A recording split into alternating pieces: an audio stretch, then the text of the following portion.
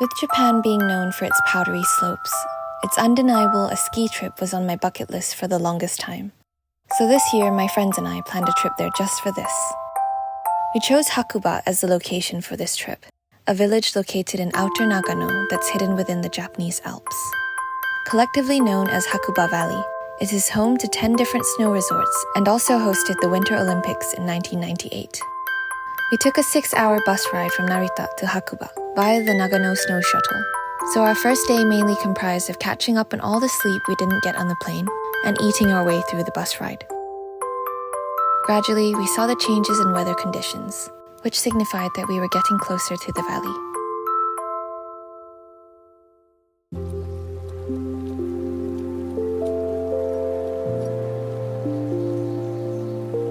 As there were many of us, we stayed at Yuki Wonder, an Airbnb ski chalet located in the northern area of Hakuba in Iwatake. As soon as we checked in, Rhythm Japan picked us up from our Airbnb and took us straight to their store for ski and snowboarding equipment rentals, where we then headed to Goryu Snow Resort, the only slope available for night ski during our trip.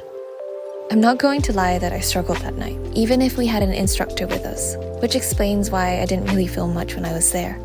We skied until the closing time, which was around 9:30 p.m. Completely exhausted from a whole day of travel, our only option for dinner was konbini food from the 7-Eleven nearby.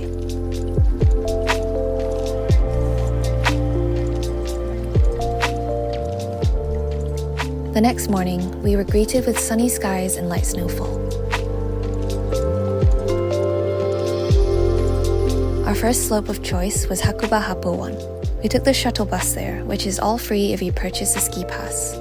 And it's not my vlog if there's no cafe hopping involved. So I left all my equipment at the lockers and headed over to Bison Coffee for my first cup of coffee in Hakuba. It's a specialty coffee store, roasting a selection of beans according to the season's availability. It's a perfect spot if you'd like a slow morning overlooking the Alps. The highlight for me, though, was their vanilla latte, which went very well with the tiramisu. Back at Happo-One, yes, I haven't started skiing yet, unlike my friends. We stopped for a quick lunch at a curry food truck. My only advice for beginners is that you should not start with Happo-One for your first day. It was my first time going down a red slope, and it's safe to say I struggled pretty badly that day. But for more experienced skiers, the snow resort offers many challenging terrains and scenic views of the valley below.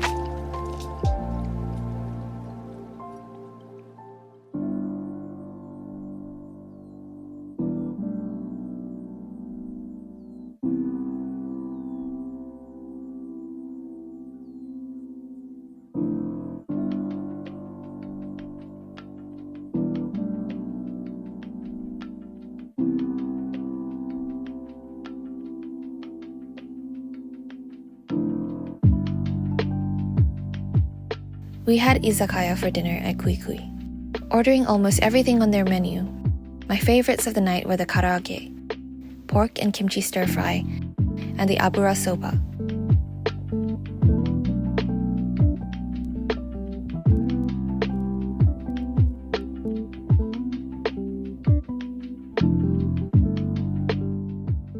Day 3 had heavy, powdery snowfall outside.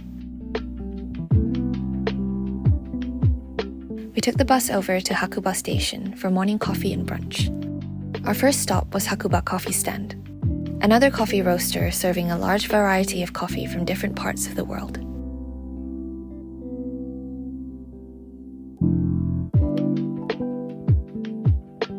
I recommend ordering their hot dog that's served in a fluffy milk bun.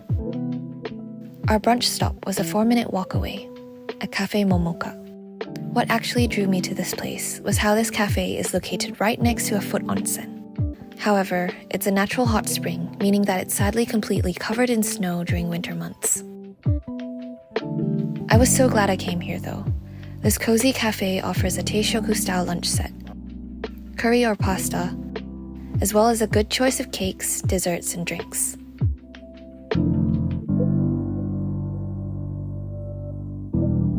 We then headed over to Hakuba Iwatake Mountain Resort, where we had to take a gondola lift up to the peak. This place is open for non-skiers as well, and offers one of the most panoramic views of the Alps surrounding Nagano. It has a combination of green, red, and black slopes, making this a good option for groups with differences in ski experience. With the heavy snowfall and low visibility, skiing that day amongst the forest trees was so surreal. I understand now why Japan really lives up to its reputation of having powdery snow that's perfect for skiing.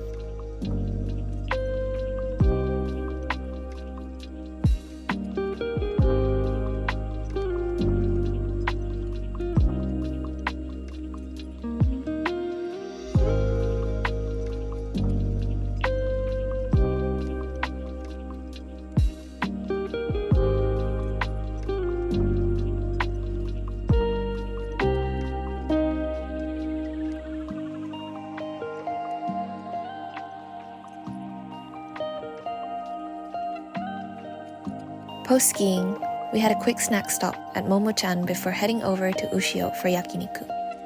This was honestly the most satisfying meal of the trip that I almost went into a trance.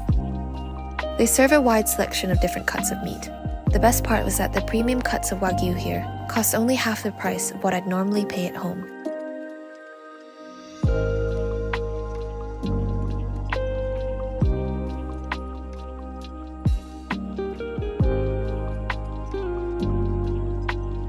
We all agreed that our favorites were the sukiyaki marinated beef that's dipped in egg and the sirloin. I mean, look at that marbling.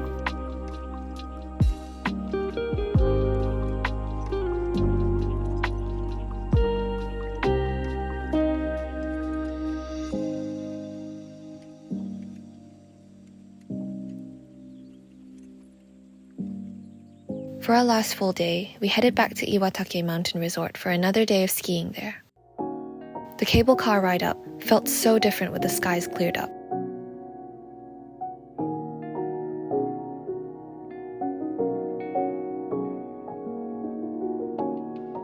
Considering that this mountain has many different slopes and is suited for all levels, we thought it'd be nice to ski all together for once there.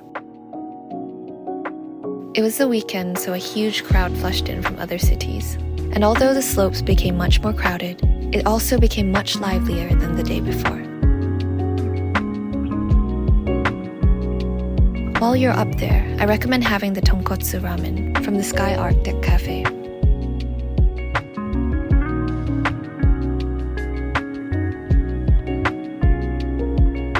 I wanted to ski the same route I did the day before. But because it was so foggy that day, the slopes looked so different when it was sunny. I ended up taking a wrong turn, which somehow led me to Hitotoki no Mori, a viewpoint located at an altitude of 1,100 meters, for a panoramic scenery of Karamatsuzawa Glacier, Hakuba Valley, and the Northern Alps. They also have a cafe here specializing in tea and scones.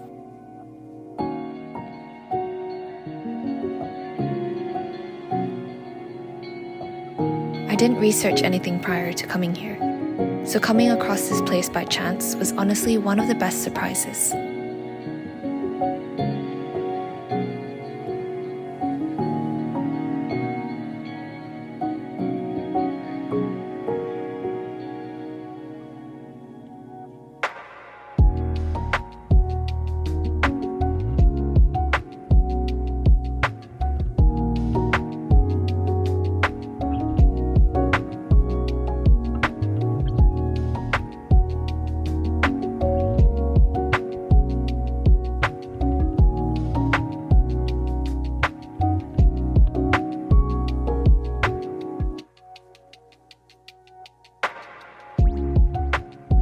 We ended our last night with a visit to the onsen, which was perfect for our sore legs, and a satisfying dinner at the Hakuba brew pub.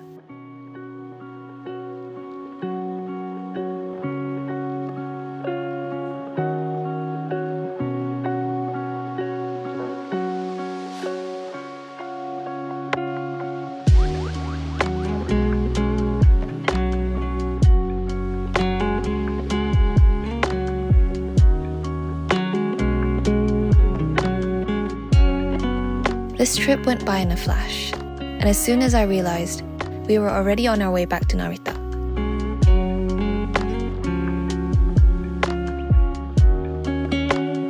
So for those looking for a location in Japan to plan for your next ski trip, Although there are so many more beautiful ski resorts in Hakuba I have yet to see.